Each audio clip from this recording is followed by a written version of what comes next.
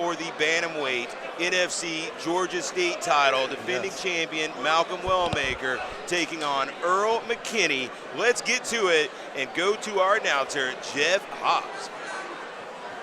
Ladies and gentlemen, please help me welcome to the cage, Earl Mckinney. All right, Sam, Earl Mckinney, the challenger here. Yes. Undefeated, 4-0, coming out of Stryker Fight Center in out of Augusta, Georgia. Stryker's in Kennesaw, Georgia. Earl, a very, very good wrestler, trained there with Jason Wolf, Frank Mariska, and a lot of good fighters. Carrington Banks with him as well. Let's talk a little bit about Earl Mckinney. Yeah, man, he's gonna bring intensity to the fight, which, I think Malcom has seen before, but I think it's going to be more athletic than he's ever seen. So I think the athleticism from Earl is probably going to be, hopefully, it would be another challenge for Malcom to handle there. Earl's shown good wrestling. He's shown one-punch knockout power as well. So, he's well-rounded and coming in here with that unblemished record. So doesn't know what it's like to lose yet. Doesn't know how to lose yet. And sometimes that can go a long way. Yes, it can. Of course, Earl Mckinney getting greased up right now by Mark Laws as he gets ready to enter the cage for this 5-round title fight. 5 3-minute rounds here for the most prestigious title in Georgia. And let's meet the champion now. Let's go to Jeff Hobbs. And now, help me welcome to the cage, Malcom Wellmaker.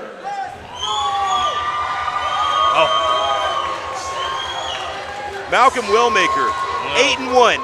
I've been watching video on this guy, and I'm supremely impressed. This will be the first time I've had the pleasure of talking or watching him live in person.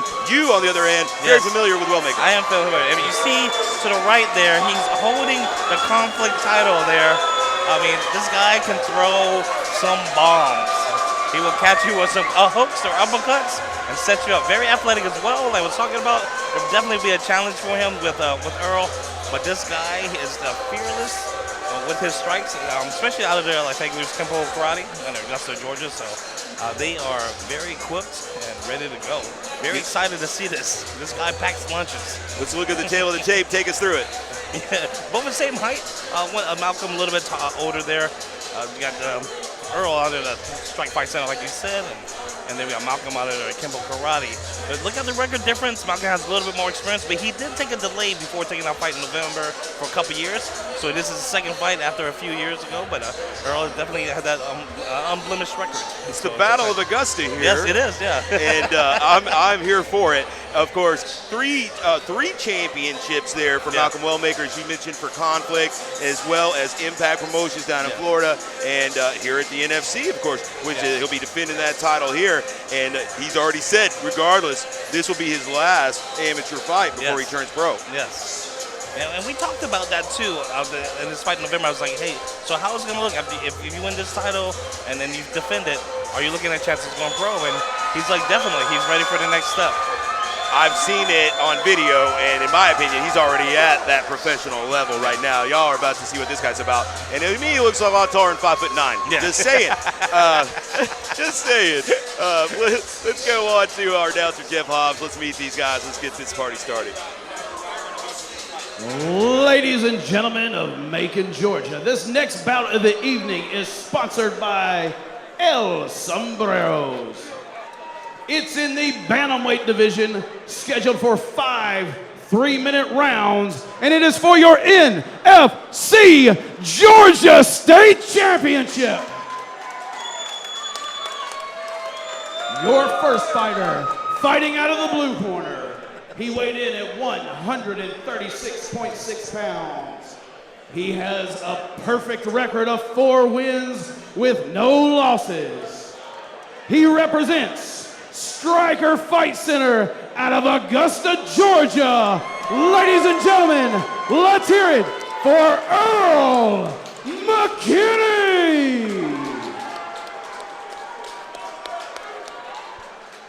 And his opponent, fighting out of the red corner. He weighed in at 136 pounds. He represents Fagler's Kempo Karate. Also out of Augusta, Georgia. He is your Impact and Conflict Bantamweight Champion. And tonight, he is your reigning and defending NFC Georgia State Champion. Ladies and gentlemen, let's hear it for the Machine, Malcom Wellmaker.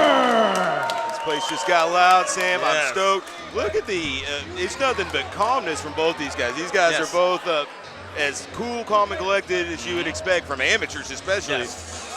Ready to get this one going. The referee is Nate Mann. It is the black and blue for McKinney, the black and pink for Wellmaker. Here we go. Yeah, right to the center, look at that. Waiting patiently. Nobody's throwing the punches or kick yet. Trying to size each other up. Very good distance. Little feints there. There we go. Trying to find the openings. Just find where you can touch the guy.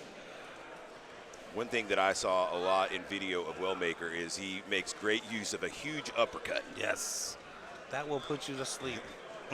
Very quick. And it is very, very hard to see, especially when you're entering in. So you want to be careful. Good attack. A low kick there. The only thing with those single low kicks, you have to learn how to set that up or back up with a punch or something. And just for guys to take that in, because like you could leave yourself open to strikes. Yeah, they're only going Nice to take hard. a single low kick for so many times Yes, before you start answering for yeah. that. Nice hard one there. Both guys very patient, composed early. It could fool me saying they're amateurs. And, Yes. you know, both these guys are here for it. We're about a minute in, and we could go 5 here. Yeah, because they're definitely trying to figure out themselves, and then try to. Oh, okay. Very, very evasive too, trying to figure it out. Guys, definitely taking the first round to figure each other out. Oh. Nice exchange there. Very good evasiveness from Wellmaker. Again, with the low leg kick. Below the knee now, so it's almost a shin kick now. That's very, very popular now these days. You're seeing a lot more of that. Seeing a lot more of that. See, and you can see how he's walking now. That hurts a little bit. You know, it hits those nerves in the shins. Starting to accumulate, and he's feeling it. You can barely touch it. You don't even know that it hurts until they hit it again. So I guarantee he's going to go for it one more time. Good job. He switching stances. It's the second minute of this fight. It's showing a little more activity. Okay. Tries to whip in a body kick, but Earl does a good job stuffing that. Still trying to figure each other out.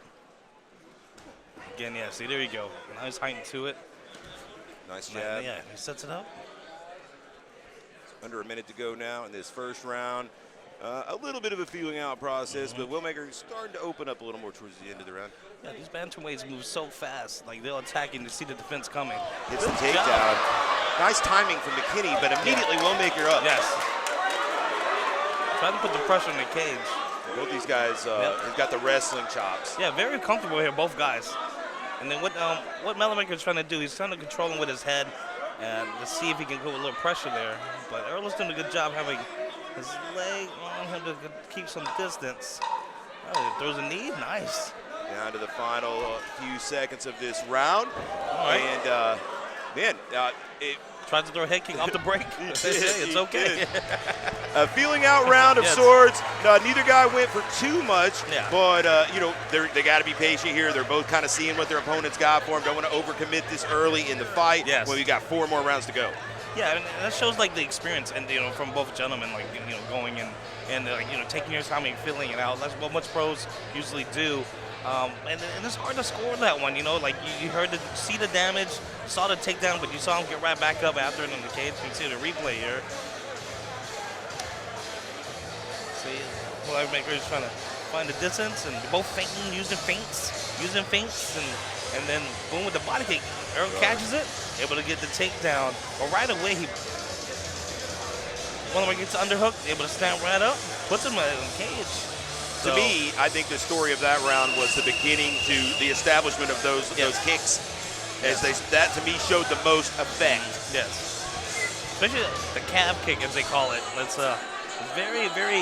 It could be hit and miss, like one check in your day, as we've seen a couple guys. see Like if there's been Silver. any adjustments made over here in the other corner to account for those. Yeah, definitely. I mean, just check the kick. I mean, that's the biggest thing. You don't even have to lift the leg all the way up. Just turning your knee to the outside, and even if you do tippy toes, will be a nice hard check for the guy kicking. And then counter with the straight, even if it doesn't land, or feint, making the guy stop and respect what you're trying to do. That's all you need to do. Round number 2 begins, and both guys meet in the center immediately once again. Trying to find a distance, a little bit more comfortable. It looks like Earl's a little bit more comfortable. He strikes first this time. It's that single leg, but to lift him up. Big slam. Yeah, very strong is Earl McKinney. yes. Right away, Wellmaker able to grab the single leg Wellmaker himself. going for his own. Yes. Nice fights for the underhook. And then, that the height that you're talking about, he might be taller than 5'9", might be helping him right now to be able to get that underhook and put him against Earl against the cage. No doubt. The extra height that we're talking about. But yeah. Again, he tries to grind with his head there to control Earl's body where he's going, and trying to pull the hand out the way so he can throw some knees to the body. Yeah. And then go to a body lock. And just grinding against his cage, so like using the cage as a cheese grater. Yeah. You know what I'm saying? That a lot of people don't realize the pain that causes. Right. Yeah. Good job though. Almost got caught with a haymaker, able to evade. Wellmaker was. Guys both comfortable. Again, tries to go for that. Again, see, like I say, if you don't set up, you gotta set that up, or you're gonna get caught. Again, tries to go for it, and it hurts. You know that. Yeah, no doubt. About almost halfway in here, and it's still anybody's round. Yes. Both gentlemen still game.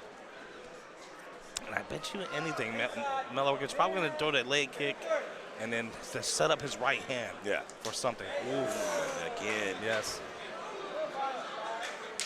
And you can kind of see the leg there. Yeah. McKinney starting to discolor a little bit. I would switch my stance. I wouldn't be the tough guy and be like, oh, nice right hand, setting hard. it up. Oh, yeah, I would switch my stance just so he can have to change. Again, so see, good. See, nice check, just step to it. Then doesn't take nothing to check it. 1 minute to go in this second round. Very nip and tuck here. Turn the body kick. Sending the jab. Body right shot. into the body shot. Yeah. That left hook landed nicely from McKinney there in that flurry. Did. Yep, setting up. There we go. Good job setting up that leg kick again. He's a little wobbly on that lead leg. That's why he's backing up. And you can tell the nerve is going because when he backs up, his leg straightens out all the way. It doesn't like the leg, and it doesn't follow him. Hey, that overhand from McKinney affected him, I think, a little bit. But a big knee return from Wellmaker. Oh, yes. Only 15 seconds to go in this round. Is Wellmaker going to kind of edge it out again at the end, you know? Yeah. Big body shots. Body shots, yeah. There you go. These fights. But it's hard to do anything when you're in that turtle position. It's hard to get any power going. That body shot, I think, may have really slowed McKinney down. It almost seemed like he easily slumped after that one. So I would be curious to see how he comes out in this third round. Take us to the replay. Yeah. So they're trying to close the distance to get that takedown. And he's able to get it. Obviously, he's strength, has it. Gets it, gets a turn, but not able to get position. Leaves enough space for Wellmaker to scramble, get the underhook to stand up. So it's a body shot. Here, and boom. And he tries to set up his right hand with the jabs. And both able to evade the trade of strikes there from Earl there. There's that big overhand right. Big right hand caught him. Trying to set up again. And both guys trying to evade after, nice knee to the body. Both guys doing a great job evading after they attack, because they respect each other enough to not get hit by the other guy's punches. So yeah. How do you score this after 2? Man, it'd be close. Like I probably a draw in the first round and maybe a hand over for Wellmaker in the second round. Yeah. Yeah, I would agree with you. First round very close. Second round I would edge to Wellmaker. Yeah. And we'll see how the third goes here. Oh, almost. Yeah. Good job not fully committing, but setting up. You know what he's trying to do? He's trying to set up that calf kick. Again, I would have switched stances by now. Yeah, no doubt. A lot of speed, a lot of power from these guys at the small weight. Oh, a big left. Yeah. He saw it coming. He did a good job getting away out of good. So we get caught. For bantamweights, these guys have got pop. Yeah. And they're not afraid. They're really game. They're really ready to bring it to each other, so it's awesome. Nice.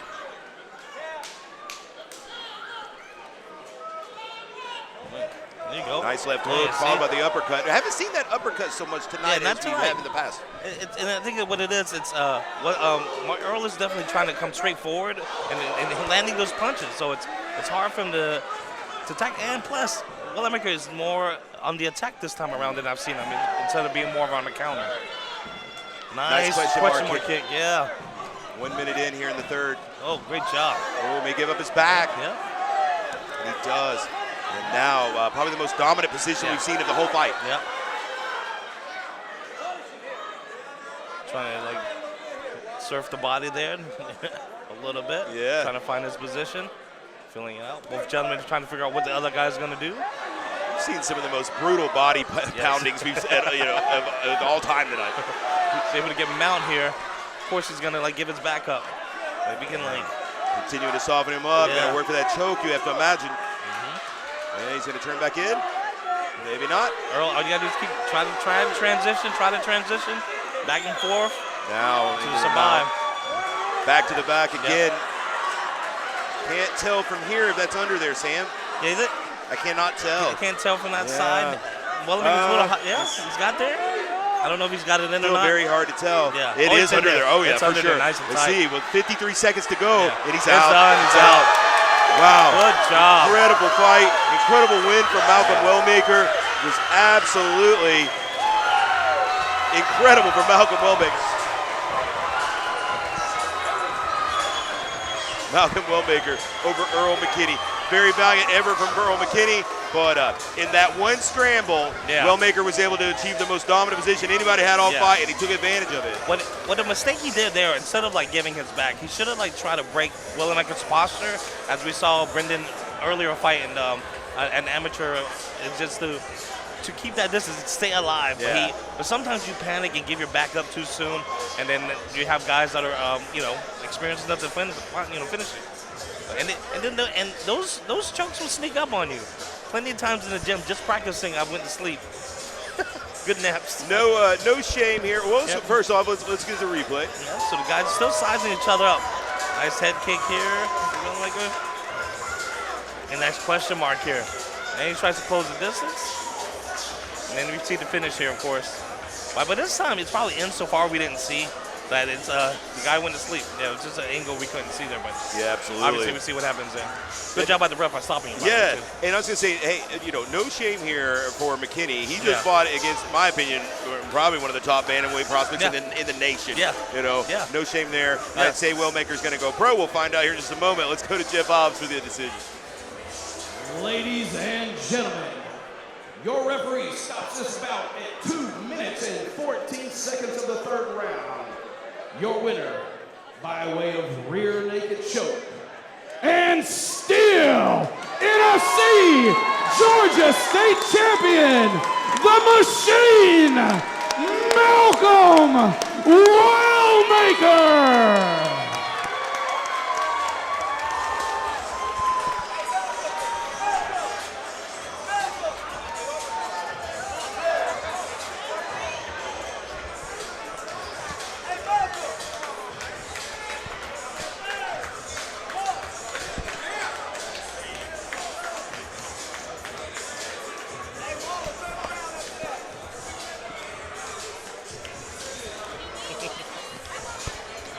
Congratulations to Malcom Wellmaker. And Earl Mckinney obviously disappointed over there. He's going to be fine. He's going to be an awesome fighter as well.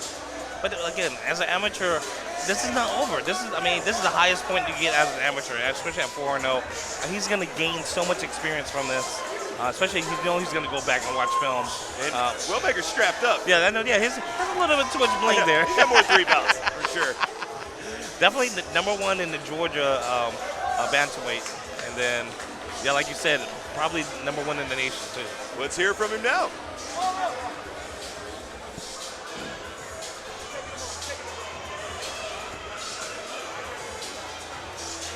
Ladies and gentlemen, and still NFC Bantamweight Champion, Malcom Wellmaker.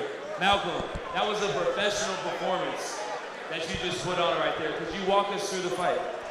Man, I'm gonna be real, man. I know how powerful his right hand is. For one, I've seen what it do to other people, and now I can say I done felt it, man.